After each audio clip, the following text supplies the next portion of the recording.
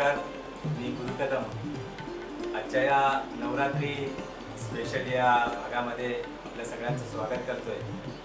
आज नवदुर्गा पुरस्काराने आपण राधिका गोविंद सोनी या वहिनींना आपण सन्मानित करणार आहोत आणि या सन्मानाचे पुरस्कृत आहेत क्षितिज पर्व न्यूज, जनधर्म आधारगृह, स्नेहकुंज आधारगृह आणि द्वारकादास श्यामकुमार साडीज यांच्यामार्फत हा भाग इथे साजरा होणार। तर चला भेटूया राधिका जी।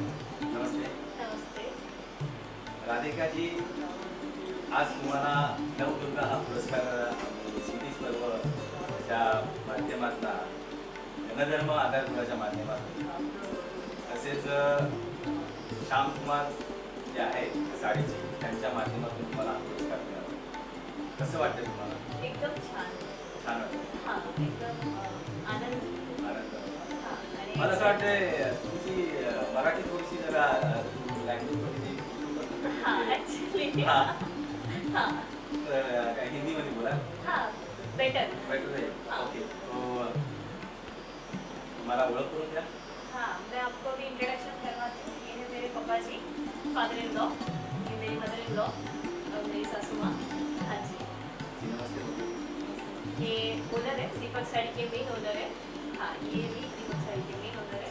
हाँ जी, क्या कहेंगे बेटी के बारे में? बहू बेटी जैसे लग रहे हैं। आज कोई इंटरेस्ट है फैशन उसमें, तुम्हारा जो इंटरेस्ट उसमें काम करो।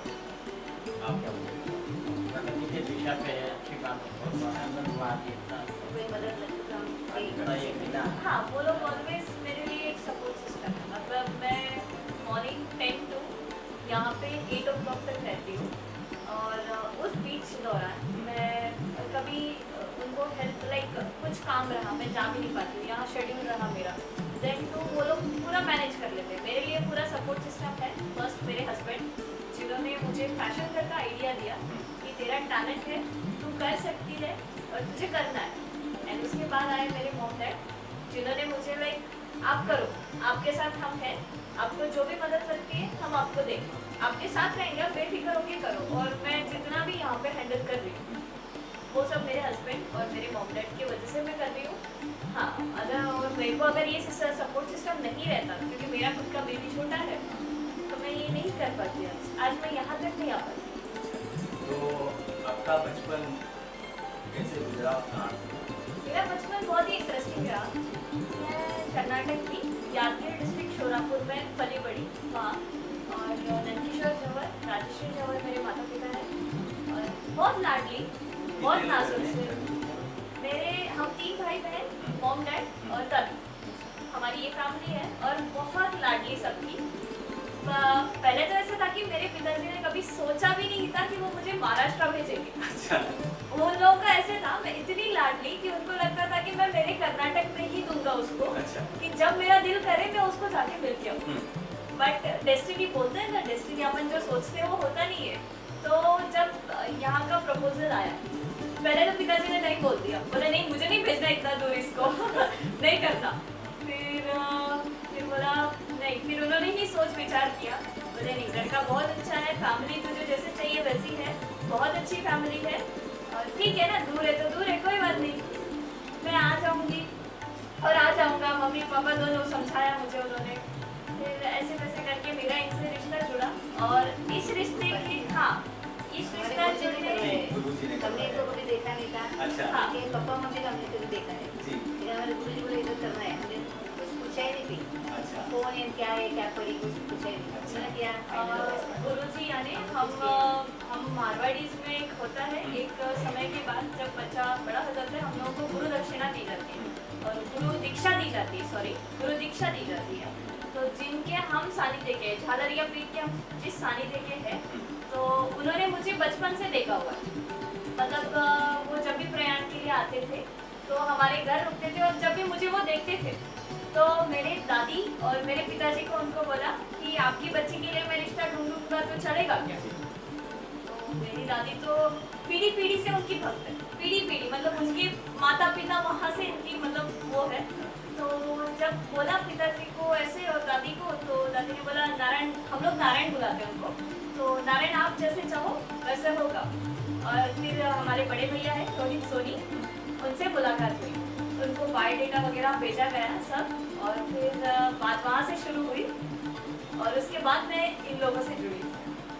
एक करने वाले हमारे गुरुजी। अच्छा, गुरुजी तो मालूम नहीं इनके बारे में लेकिन मुझे गुरुजी की कृपा से हुआ। देखिए किशन भगवान जी को राधिका जी से हुआ, कैसे हुआ वो? तो गोविंद जी जो राधिका और उन्होंने गोविंद, भाई नागपुर में शादी जैसे कर लिया। हाँ जी। गुरुजी ने तो बोले मेरा हो गया, अभी तुम्हारा फंक्शन वही हुआ कि किशन जी ने गोविंद जी को राधिका जी मिल गई।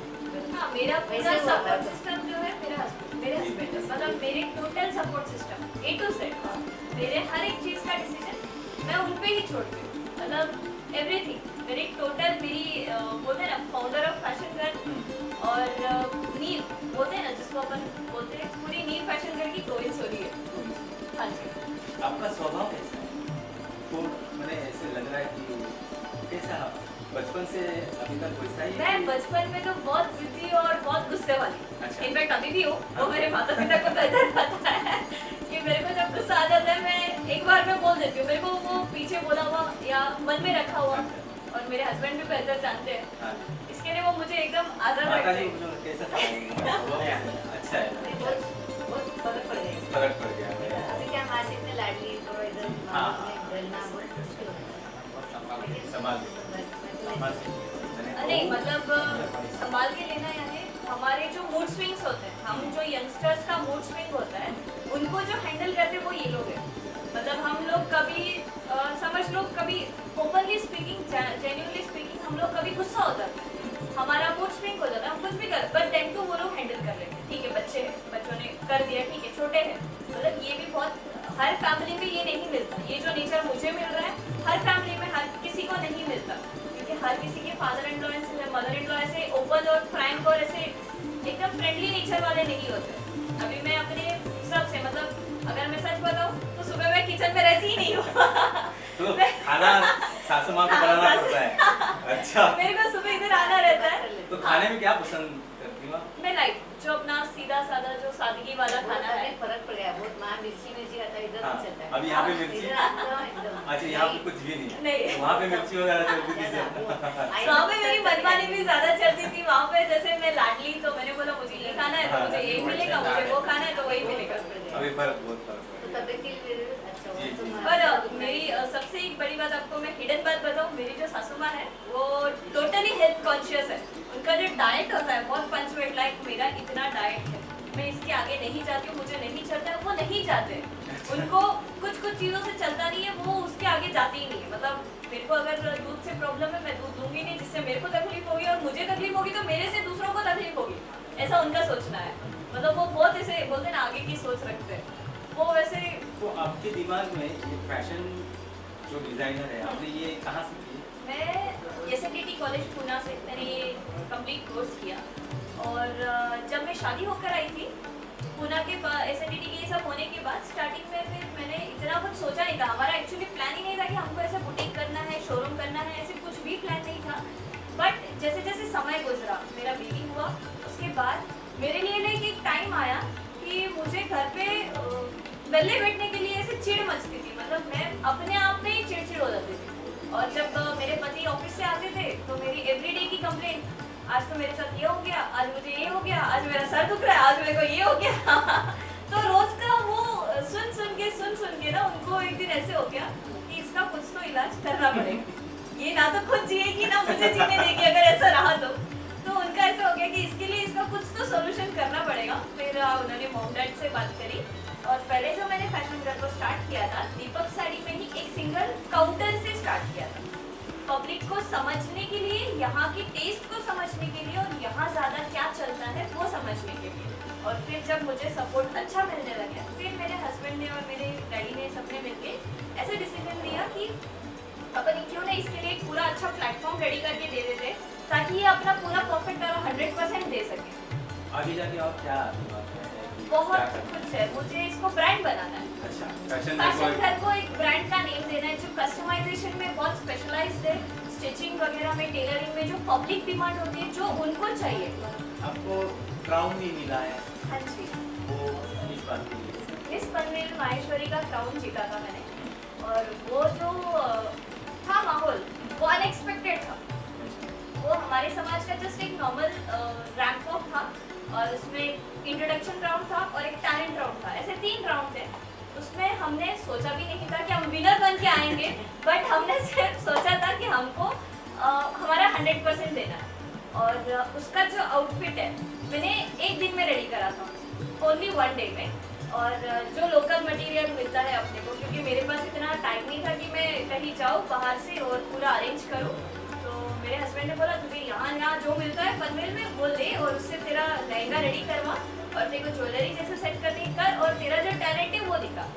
बस उन्होंने एक ही समझा के भेजा था कि ये मत सोचना कि मुझे जीत के ही आना है, बस इतना सोचना कि तुझे तेरा 100% देना और एंजॉय करना है तुझे। लेकिन जीत गई फर्स्ट नंबर। हाँ, वो मेरे लिए शॉकिंग था जब मेरा अनाउंसमेंट हुआ तो मेरे लिए बहुत शॉकिंग था कि हाँ मैं भी मिस पनवेल माहेश्वरी का क्राउन ले लिया मैंने हाँ, बट बहुत अच्छा था मेरे लिए वो। आपका अभिनंदन है क्राउड के लिए भी, और आज के इस पर्व पे आपको क्षितिज पर्व के माध्यम से आपको ये पुरस्कार दिया जा रहा है। तो हम यही प्रार्थना करेंगे कि फैशन घर का नाम बहुत बड़े से बड़े पैमाने पे हो, और आप भी हंसती रहो, बस आप दोनों का एक कुटुंब का अच्छा हमें हो, और मम्मी पापा का जो भी आशीर्वाद है इसका आपके ऊपर बनाए। हाँ, उनके सपोर्ट के बिना तो नहीं कर सकते, क्योंकि बहुत सी चीज़ें होती है जो हिडन बातें होती है, जो एक बुनियाद को डालने के लिए जो चाहिए होता है, वो बहुत सी ऐसी वही बातें बोला हैं। कि आपके जो मम्मी पापा आज कर्नाटक में हैं, यही है कि आपके यही के मम्मी पापा है। हाँ, मेरे को यूँ मानो तो आप अगर ये चीज़ जान लो तो मैं 1-2 साल तक मैं मायके जाती नहीं। अच्छा, मेरे को वो वही नहीं है कि मुझे जाना ही है, अच्छा जाना ही है नहीं तो हर किसी को ऐसे होता है ना, वेकेशन टाइम आ गया अभी अपने को जाना है, बट मेरा ऐसे हो जाता है कि मैं इधर इतने कंफर्ट जोन में होगी, जब मुझे मम्मी का कॉल आता है चल आजा छुट्टी पे, नहीं मम्मी अभी नहीं जमेगा मेरे को, अभी टाइम नहीं है, तुरंत दे फोन, ये बोल के बात काट देती हूँ मैं एट द लास्ट उनको चिढ़ के बोलना पड़ता है, अरे तेरे माँ बाप अभी है, तुझे आना है या नहीं आना है, ऐसे बोलने के बाद फिर मैं ऐसे नहीं आ रही हूँ और एक अहम बात जो मैं बताना चाहूँगी कि आज जो मुझे ये प्लेटफॉर्म और ये सबको आगे लाने का मौका मिला है, इन सबको बाहर पब्लिक में लाने का जो मौका मिला है वो है गुरु सर, उनके ज़रिए से मुझे ये एक मौका गिरा, और मुझे इतना उन्होंने सपोर्ट किया, मेरा कवर मैगजीन का भी इन्होंने फ़ोटोशूट करवाया, और उसका भी मुझे उन्होंने टोटली 100% रिजल्ट दिया और 100% सपोर्ट भी किया, उन्होंने मोटिव किया मुझे की आप कर सकते हो, और बिकॉज गुरु सर। खूप खूप छान वाटलं आजच्या गप्पा मारून। फक्त मी तुम्हाला सर्व महिलांना एक हात जोडून विनंती करेन, एक भावाप्रमाणे म्हणा, एक धीराप्रमाणे कसंही, की तुम्हाला जर कधीही कुठला शारीरिक त्रास किंवा मानसिक त्रास किंवा काहीही असेल, बीपी शुगर जे काही असेल किंवा कुठलंही बर्डन असेल, तर तुम्ही कुटुंबाकडे कोणाकडे तरी मन मोकळे करा, तुमच्या मित्रांकडे मन मोकळे करा, तुमच्या मैत्रिणींकडे मन मोकळे करा, पण एक आहे की ते फक्त मनातल्या मनात दाबून नका धरू, ते कधी उघड होऊ द्या, जेणेकरून तुमच्या शारीरिक जो त्रास आहे, मानसिक त्रास आहे, ती थोडासा तो स्ट्रेस आहे तो कमी होईल। आणि आजच्या या नवरात्री पर्वातल्या या पुरस्काराला आम्ही सन्मानित करतो, या पुरस्काराने आज राधिका गोविंद सोनी यांना।